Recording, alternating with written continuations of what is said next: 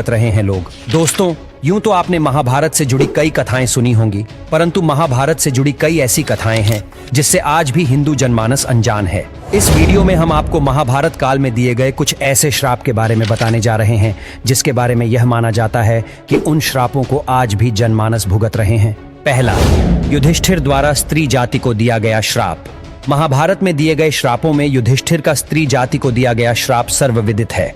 महाभारत में वर्णित कथा के अनुसार जब कुरुक्षेत्र में युद्ध के दौरान अर्जुन ने महारथी कर्ण का वध कर दिया, तब पांडवों की माता कुंती उसके शव के पास बैठकर विलाप करने लगी।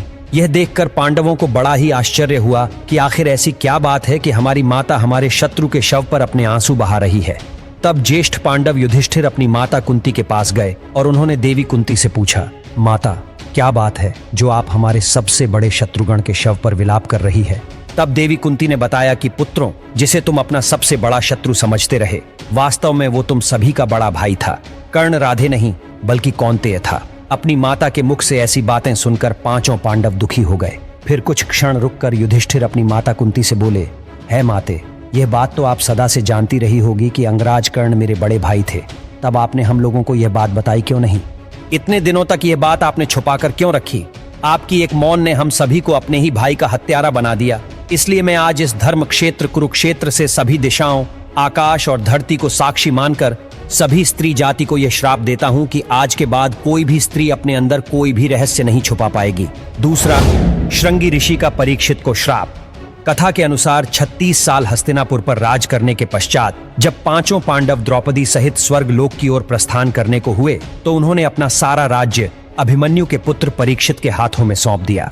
ऐसा माना जाता है कि राजा परीक्षित के शासनकाल में भी हस्तिनापुर की सारी प्रजा युधिष्ठिर के शासनकाल की तरह ही सुखी थी। परंतु कहते हैं ना कि होनी को कौन टाल सकता है। एक दिन राजा परीक्षित रोज की तरह ही वन में आखेट खेलने को गए। तभी उन्हें वहां शमीक नाम के ऋषि दिखाई दिए। वे अपनी तपस्या में लीन थे तथा उन्होंने मौन व्रत धारण कर रखा था, परंतु यह बात राजा परीक्षित को मालूम नहीं थी। इसलिए राजा परीक्षित ने कई बार ऋषि शमीक को आवाज लगाई, लेकिन उन्होंने अपना मौन धारण रखा। यह देखकर राजा परीक्षित को क्रोध आ गया और उन्होंने क्रोध में आकर ऋषि के गले में एक मरा हुआ सांप डाल दिया।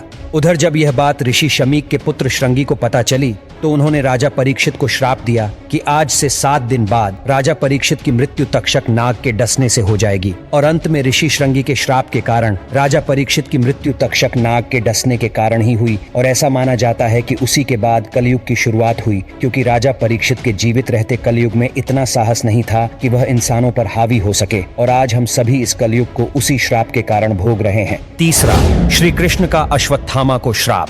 महाभारत युद्ध के अंतिम दिन जब अश्वत्थामा ने धोखे से पांडव पुत्रों का वध कर दिया और इस बात का पता जब पांडवों को चला, तब पांडव भगवान श्री कृष्ण के साथ अश्वत्थामा का पीछा करते हुए महर्षि वेदव्यास के आश्रम पहुंचे। पांडवों को अपने सामने देख अश्वत्थामा ने अर्जुन पर ब्रह्मास्त्र से वार किया। यह देख श्री कृष्ण ने अर्जुन को ब्रह्मास्त्र चलाने को कहा, जिसके बाद अर्जुन ने भी अश्वत्थामा पर ब्रह्मास्त्र छोड़ दिया। परंतु महर्षि व्यास ने बीच में ही दोनों अस्त्रों को टकराने से रोक लिया और अश्वत्थामा एवं अर्जुन से कहा, क्या तुम लोग यह नहीं जानते कि ब्रह्मास्त्र के आपस में टकराने से समस्त सृष्टि का नाश हो जाएगा? इसलिए तुम दोनों अपने ब्रह्मास्त्र वापस ले लो। तब अर्जुन ने अपना ब्रह्मास्त्र वापस ले लिया, लेकिन अश्वत्थामा ने महर्षि से कहा, महर्षि, मेरे पिताजी ने इसे वापस लेने की विद्या नहीं सिखाई है, इसलिए मैं इसे वापस नहीं ले सकता। और इसके बाद उसने ब्रह्मास्त्र की दिशा बदलकर अभिमन्यु की पत्नी उत्तरा की गर्भ की ओर कर दी। यह देख भगवान श्री कृष्ण ने अश्वत्थामा को श्राप दिया कि तुम 3000 वर्ष तक इस पृथ्वी पर भटकते रहोगे और किसी भी जगह किसी पुरुष के साथ तुम्हारी बातचीत नहीं हो सकेगी। तुम्हारे शरीर से पीप और लहू की गंध निकलेगी, इसलिए तुम मनुष्यों के बीच नहीं रह सकोगे, दुर्गम वन में ही पड़े रहोगे। और इसी कारण आज भी यह माना जाता है कि अश्वत्थामा अभी भी जीवित है।